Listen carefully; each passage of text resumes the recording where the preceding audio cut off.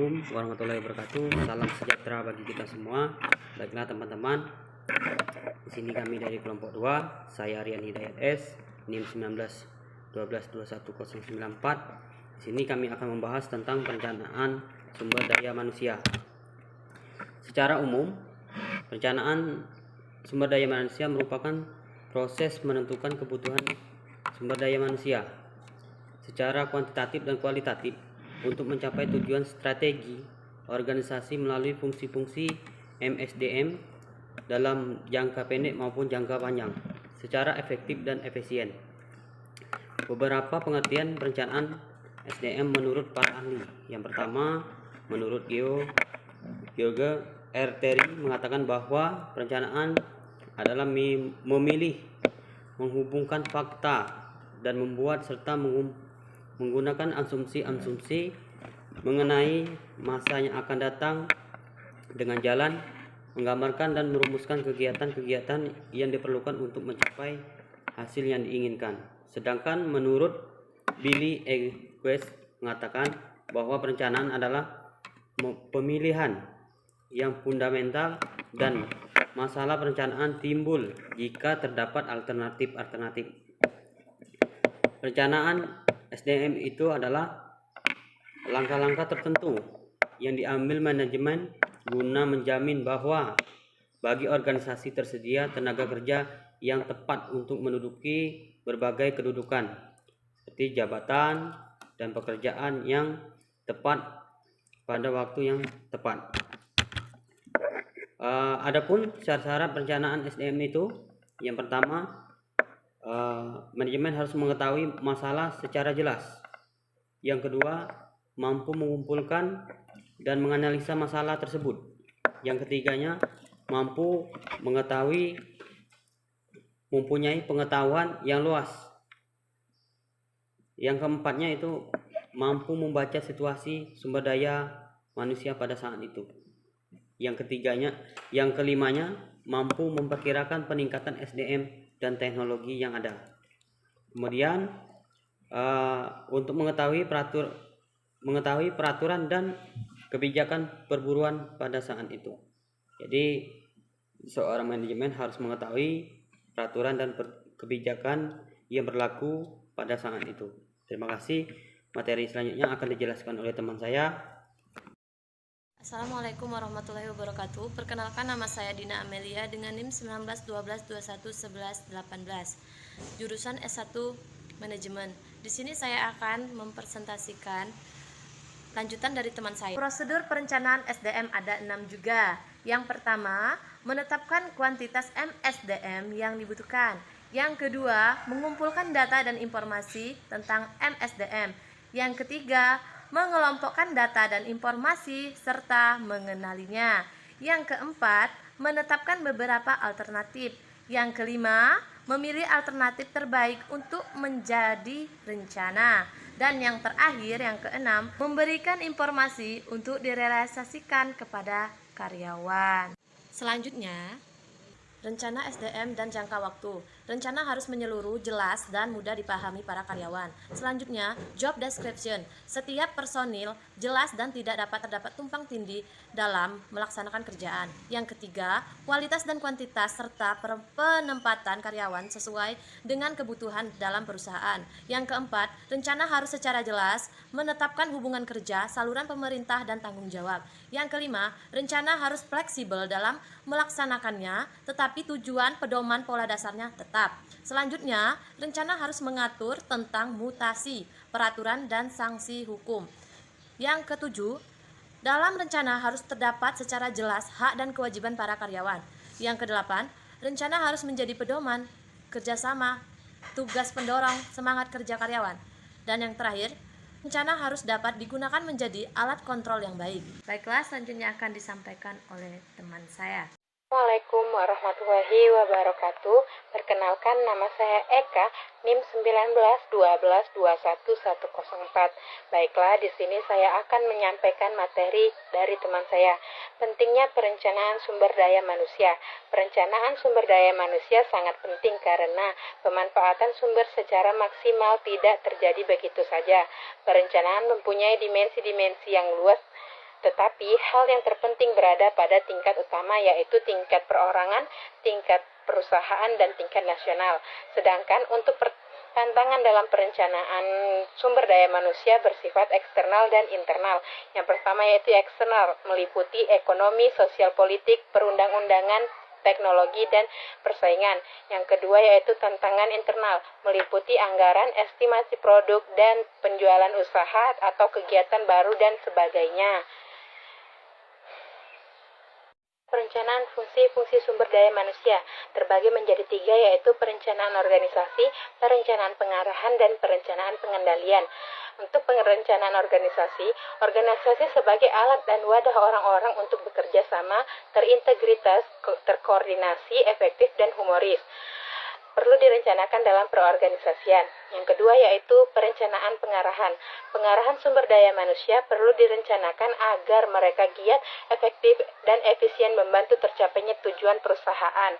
Yang ketiga yaitu perencanaan pengendalian dibagi menjadi 5, yaitu sistem poin-poin yang dinilai, 2 periode dan proses penilaian yang akan dikendalikan, yang ketiga metode pelayanan yang akan ditetapkan, keempat tindak hasil penilaian terhadap sumber daya manusia, yang kelima perencanaan pengadaan. Baiklah, materi selanjutnya akan disampaikan teman saya. Terima kasih. Assalamualaikum warahmatullahi wabarakatuh. Saya Iis Vita Purnamasari, NIM 1912212096. Di sini saya akan melanjutkan presentasi dari rekan saya. Apa tujuan perencanaan SDM dan apa saja manfaat perencanaan SDM? Tujuan perencanaan SDM yaitu yang pertama untuk menentukan kualitas dan kuantitas karyawan, yang kedua untuk tersedianya tenaga kerja baik masa kini ataupun masa depan, yang ketiga untuk menghindari terjadinya mismanagement atau yang disebut tumpang tindih, yang keempat untuk mempermudah koordinasi, integrasi, dan sinkronisasi, yang kelima untuk menghindari kelebihan ataupun kekurangan karyawan, yang keenam untuk menjadi pedoman dalam menerapkan program misalnya seperti penarikan, seleksi, pengembangan, kompensasi, dan lain sebagainya. Yang ketujuh menjadi pedoman untuk melaksanakan seleksi. Yang kedelapan menjadi dasar penilaian karyawan.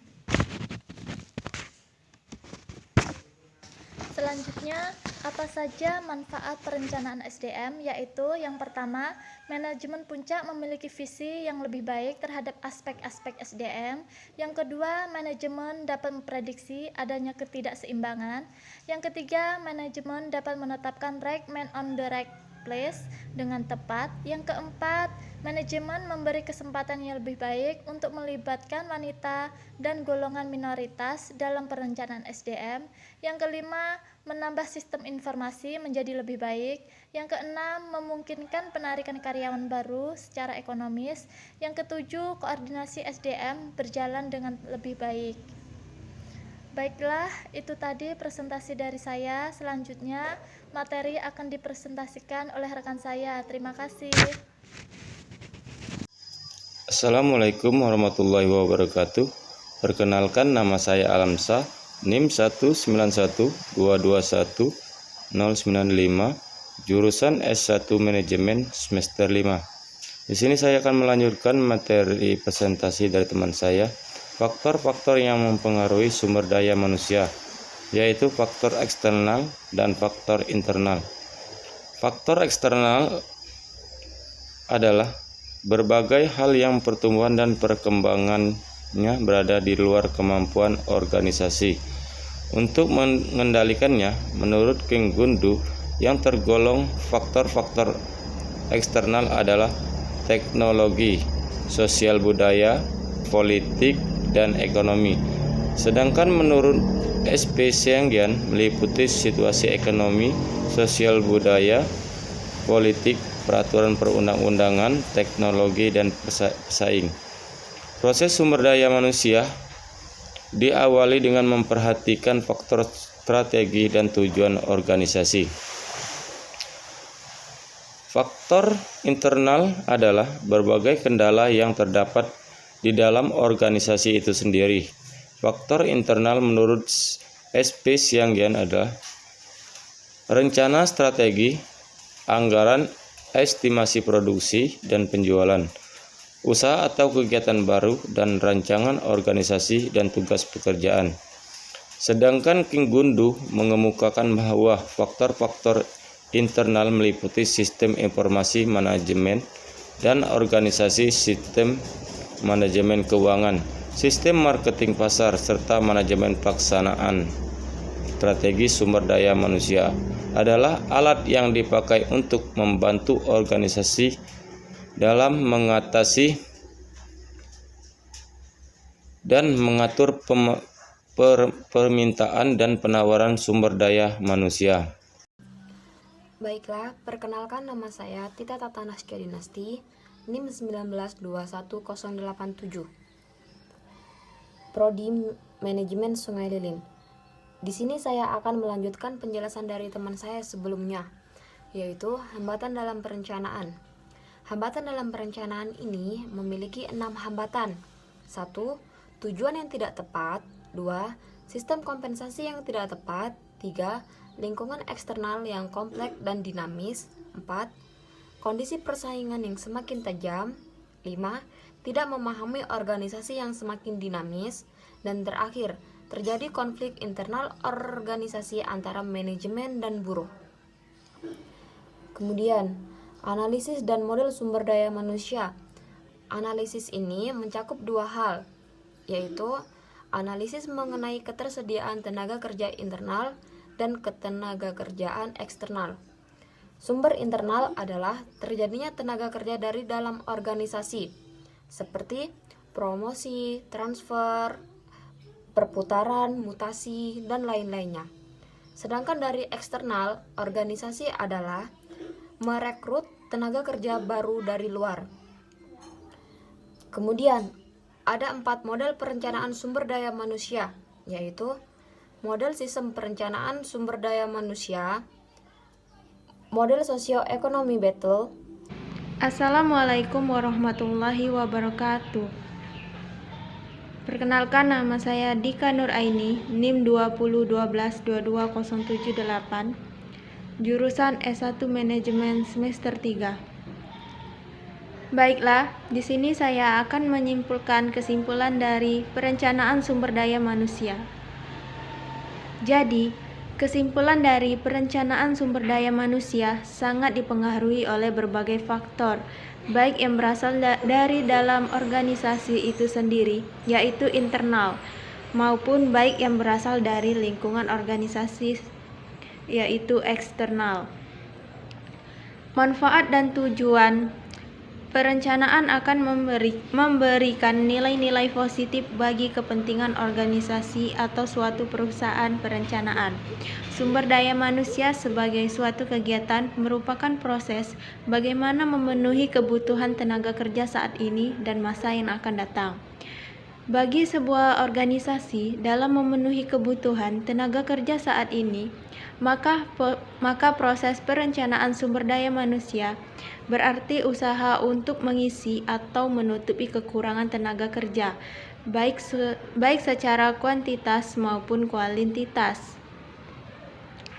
Dalam perencanaan juga terdapat prosedur, syarat-syarat perencanaan, serta kendala-kendala yang dihadapi dalam proses perencanaan.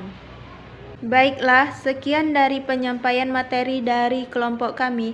Apabila ada salah pengucapan kata, kami meminta maaf. Saya ucapkan wassalamualaikum warahmatullahi wabarakatuh.